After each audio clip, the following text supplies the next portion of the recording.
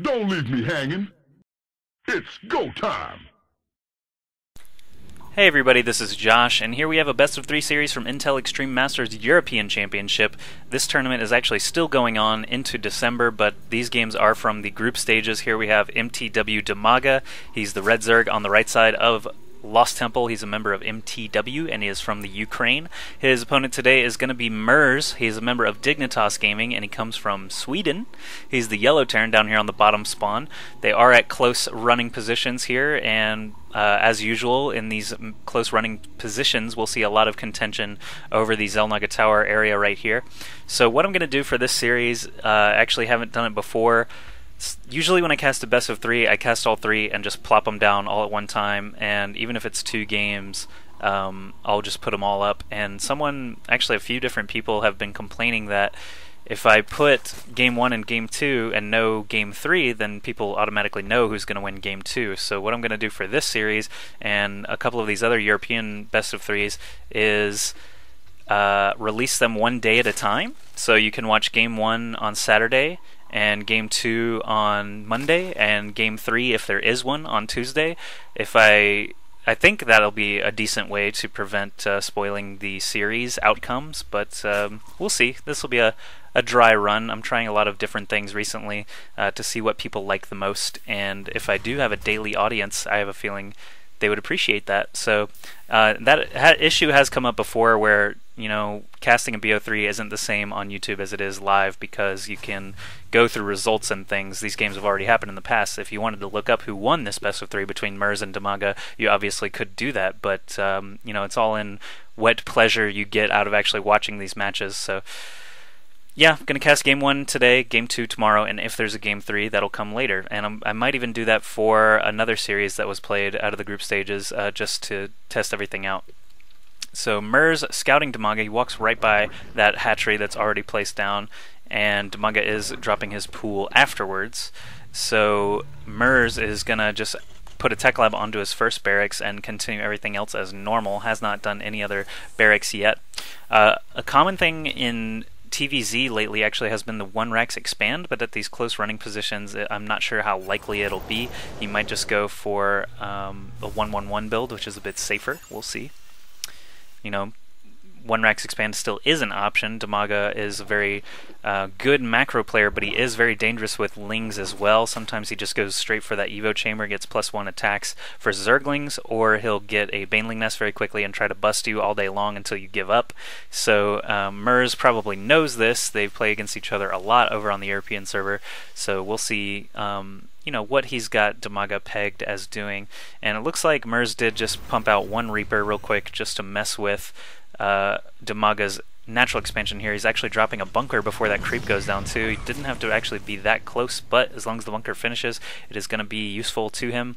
And these 2 lings are going to try and protect the drone line, but of course Reapers are ranged, Zerglings are not. He does get the creep advantage here though, and takes the Reaper down to only 20 health before he takes them both out. Spinecrawler is going up right now at the natural expansion, but this bunker looks like it is going to complete. Merz probably just going to jump right in there as it completes, and yes he does. Is he going to try and kill off this queen, or will he just keep lobbing grenades at the hatch? It looks like he'll do a little bit of both, but Dimaga does get a larva inject off on this hatchery, so it looks like he is planning to be able to take out this bunker. I'll put up the production tab. I don't know why that wasn't up already, but when the Spinecrawler finishes, I don't think it'll be in range there. Actually, Merz is now salvaging the bunker. He figures he's going to lose it, might as well get the minerals back anyway and just run away. So Dimaga fends that off without even trying, actually. He actually didn't even build any units to respond to that. He just got a Roach Warren up and built 1 Roach. He didn't build any lings there to try and kill off that bunker. He figured he could do it with a Roach and a Queen alone. But, Merz is actually chasing down a drone right now. Will he get that kill? Yes, of course he will. Reapers do a ton of damage and drones are slow. So there it goes. Dimaga does have a single Roach. He almost gets a killing blow there. Reaper survives with only 4 health and runs away down that cliff. Back in Merz's base, he is adding on 2 more barracks and a command center, so he is going to do the 1-Rax expand. That's okay for him to do, as he did not see any lings or a Baneling Nest up in his main, so Dimaga instead obviously went for that lair and is going to be getting roach upgrades most likely. He hasn't started any yet, despite having the money. Oh, here he's getting ventral sacks very quickly. And ignore that chatter. It looks like they did have to pause at some point during the game, but they're back in action now. Merz is going 1 Rax fast expand into 3 Rax. He's probably getting 2 reactors, so he's going to be going very marine heavy. Dimaga does not have a Baneling Nest up yet, so that actually could be quite powerful against him. 3rd gas is coming up for Dimaga, so maybe, he obviously doesn't need that much gas for roaches, so I'm not sure what he's going to switch into. Banelings probably would be a good idea, since he's seeing a lot of marines out of his opponent. Did he get any chance to scout that with that roach there? I don't think he saw a lot. No, he did see the expansion though, which is quite valuable to know about. And he's actually got an Overlord parked over here just in case Merz tries to sneak an Expo on the far left expansion there. But right now it looks like Dimaga is content to macro up. Oh, there goes a Baneling Nest. The Baneling Nest is actually building now in this sort of weird between base location. And he's still got those ventral sacks upgrading and pneumatized carapace so that they can speed through the air with the greatest of ease, like little Overlord Zeppelins. So maybe some Baneling drops will be seen since he's getting the nest and all the drop upgrades really quickly.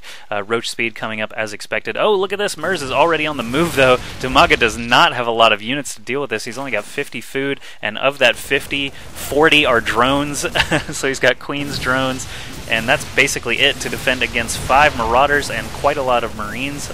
9 Marines here. This hatch has no chance of living. At least there is some larvae here available for Dimaga to be able to defend this. Look at this. Dimaga morphing Banelings now in response to this. He did have a lot of Lings there. Now turning them into Banelings. I'm not sure if they're going to survive. Merz is actually going to go for the Baneling Nest rather than the Baneling Eggs.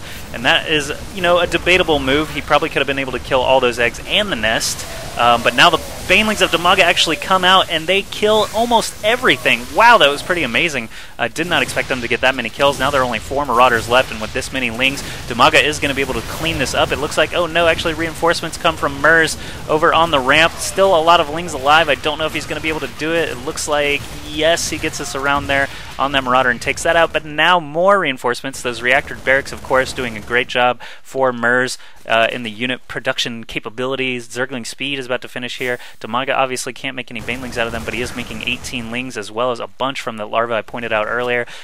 These Marines still alive, being pinned in the back here by all those drones. Now the Lings can't even get to them, but slowly but surely Dimaga's Lings are popping out and killing off these Marines. Marines are gunning down these drones. They can't really defend themselves in this position. Finally the Lings take out the Marines there, but there are 3 more already on the ramp.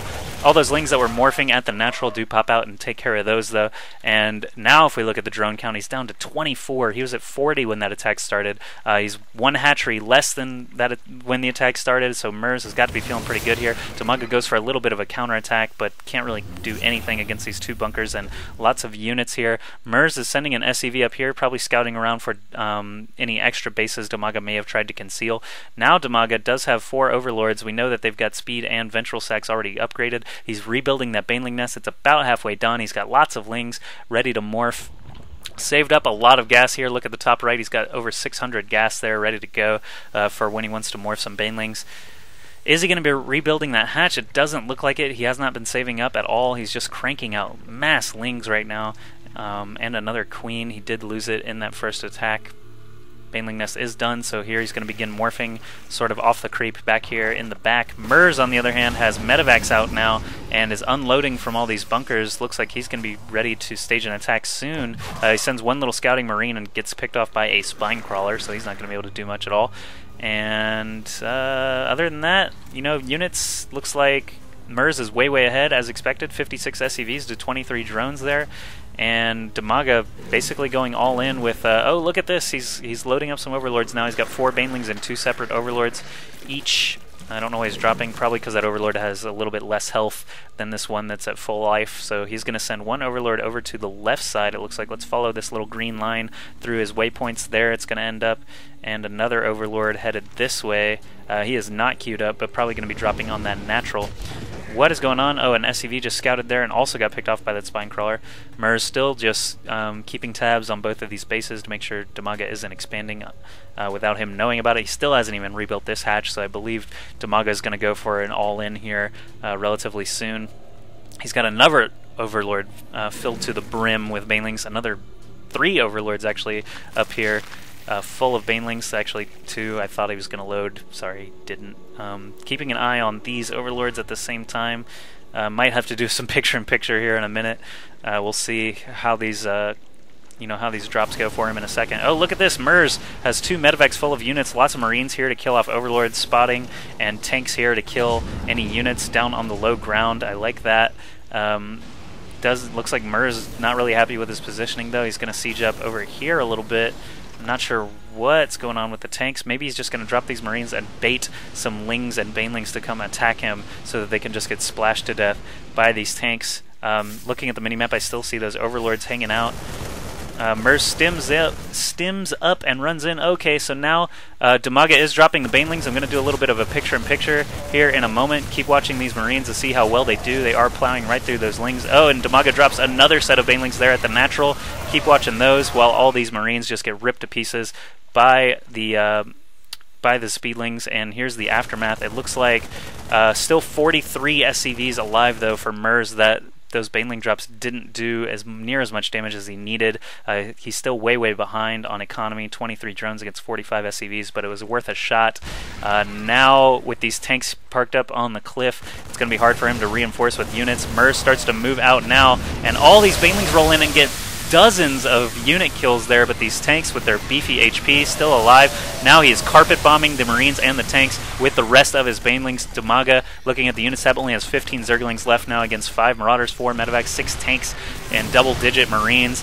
He sends another wave of Lings, but he's still on only 1 base, so there's pretty much no hope for Dimaga as Merz rolls up to this natural area. Dimaga GG's, and Merz takes that game 1.